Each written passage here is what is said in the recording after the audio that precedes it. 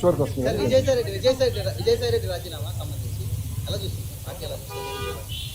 ఏ party? వైకాపానా Telugu Desam? Telugu Desam party.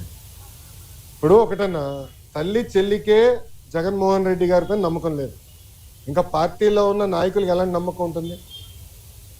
నేను ఎప్పటి నుంచో చెప్తున్నా, వైకాపా నాయకులు డబ్బుల కోసం పార్టీనే అమ్మేస్తాడు ఈయన. ఇప్పుడు అది నిజం అవుతుంది కదా. ఒక్కొక్కరు రాజీనామా చేసుకుంటూ వెళ్తున్నారు. దానిక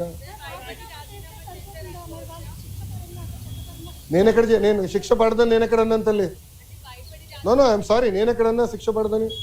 ఇప్పుడు లిక్కర్ కానివ్వండి, ఇప్పుడు ఒకటమ్మా 2019 నుంచి 24 వరకు మేమందరం ప్రజల్లో ఉన్నాం.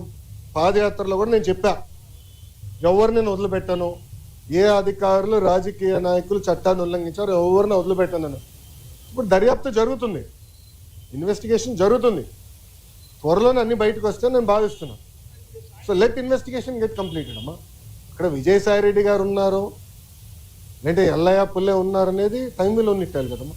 సో ఇన్వెస్టిగేషన్ జరగకుండా నేను ముందులే మాడతాం కూడా కరెక్ట్ కాదు. Let investigation happen. Yes yes మీరు కాకినాడ పోర్ట్ విషయం కూడా మీ అందరు తెలిసిన విషయమే.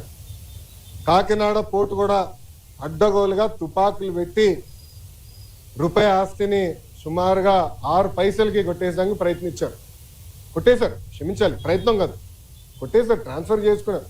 కేసు పడింది, దానిపైన ఈడీ వాళ్ళు కూడా లవ్ లెటర్లు రాశారు విజయసాయి రెడ్డి గారికి.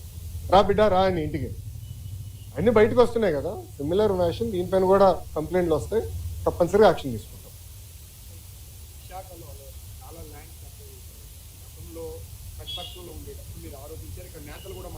అవునండి.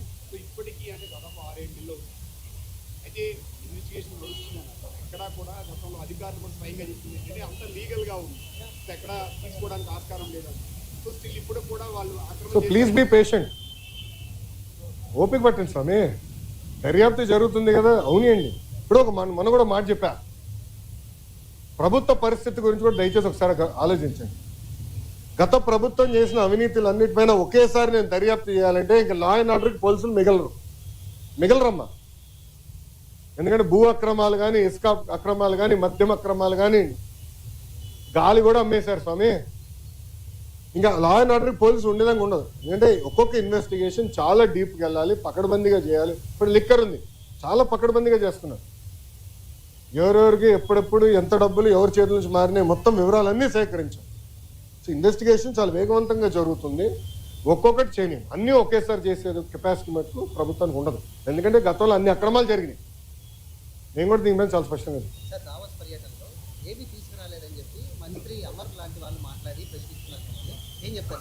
అరే కోడిగుడ్డుని నేను సూటిగా ప్రశ్నిస్తున్నా. మీరు మంత్రిగా ఉన్నప్పుడు మీరు ఏం తీసుకొచ్చారు ఆంధ్రాకి? ఏం తీసుకొచ్చారు చెప్పండి. ఇప్పుడు మేము మాకు ఇప్పుడే థ్యాంక్ యూ అన్న 7 నెలల్లో 6,33,568 కోట్ల రూపాయలు పెట్టుబడులు తీసుకొచ్చాము. 4,10,125 మందికి ఉద్యోగాలు కల్పించే పరిశ్రమలు ఆంధ్ర రాష్ట్రానికి ఎన్డీఏ ప్రభుత్వం తీసుకొచ్చింది. అది గర్వకారణం. కాగ్నిసెంట్ గురించి కూడా నేను ట్వీట్ పెట్టా కదా, చూడలేదన్న ట్వీట్? ఎవరు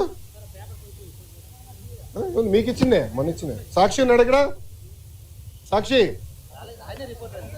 రాలేదా? ఆయనే రిపోర్టరా? కేసు రాలేదా? సాక్షి ఎవరు లేడా? అరే ఆయనకి ఇద్దాం అనుకున్నానే కాగితం. ఇదన్నా చూడరా భయ్, కళ్ళు తెరువు అని అనుకున్నా. ఇప్పుడు మీరు చూడండి, బాబు గారి డావోస్కి దాదాపు 1997 నుంచి వెళ్తున్నారు. డావోస్కి వెళ్ళినప్పుడు ఎప్పుడు ఒప్పందాలు చేసుకోం. డావోస్ సెర్చ్ ఇస్తాం, ఇంట్రెస్ట్ ఎవరికి ఎలా ఉందో డిస్కస్ చేసి మళ్ళీ తిరిగి వచ్చిన తర్వాత ఒప్పందాలు చేసుకుంటాం. ఇప్పుడు దీంట్లో మీరు చూస్తే విచిత్రం, ఆసిల్లర్ మిత్తల్ది దీంట్లో ఒప్పందం లేదు. ఆసిల్లర్ మిత్తల్ది 1,35,000 కోట్ల రూపాయలు పెట్టుబడి అనేది ఉంది. కానీ ఆసిల్లర్ మిత్తల్ది ఒప్పందం లేదు, ఎంఓయూ లేదు. మాకు ఎంఓయూ లేదు ఆసిల్లర్ మిత్తల్తో, మాకు ఎలాంటి ఎంఓయూ లేదు. ఎందుకంటే వాళ్ళు అన్నారు ఎంఓయూ ఎందుకు సార్, డైరెక్ట్ వర్క్కి వెళ్దాం అన్నారు. వాడు మమ్మల్ని తప్పడతారా?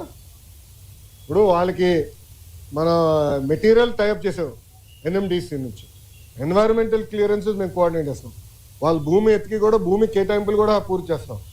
6-7 నెలల్లో పనులు ప్రారంభించాల లక్ష్యంతో మేము పనిచేస్తున్నాం. ఎన్నికలకు వెళ్ళే లోపల ఫస్ట్ ప్రొడక్షన్ అవ్వాలనేది మేము చేస్తున్నాం. అది కూడా మమ్మల్ని తప్పపెడతారా?